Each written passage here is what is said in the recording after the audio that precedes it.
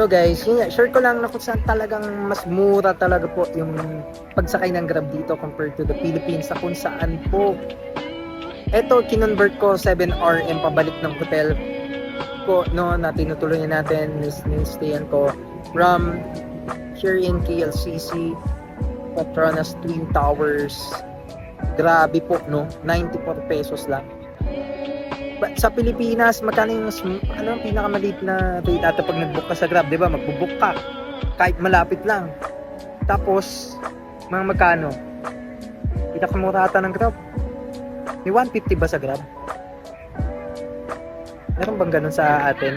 Yung pagka nag-book ka, kasi pag ako pumupunta mga ganun 200, 250, 300, mga ganyan, pinaka lowest na. But sa Grab ba pag nag-book ka, siguro meron naman siguro mga 150. Pero dito compared dito talagang halos kalahati, no? Yung down by 30-40% yung kanilang pamasahe dito, kaya mas efficient, no? Kinausap ko yung Grab rider kanina, yung kanina sinakyan ko papunta dito, ngayon kasi pabalik na ako, yung Grab rider naman.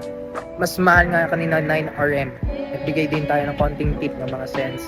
And kasi nga daw pala yung iba yung Prime Minister dati mataas, pero yung bago na binabaan yung dito, yung pamasahe sa mga transportation, public vehicles, no?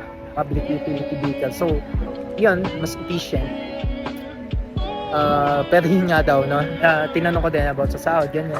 It's relatively, the prices are relatively expensive relative to the price. Relative to the salary or the wage that they can earn, that they can get from doing all of these jobs. Okay. Yun, share ko lang.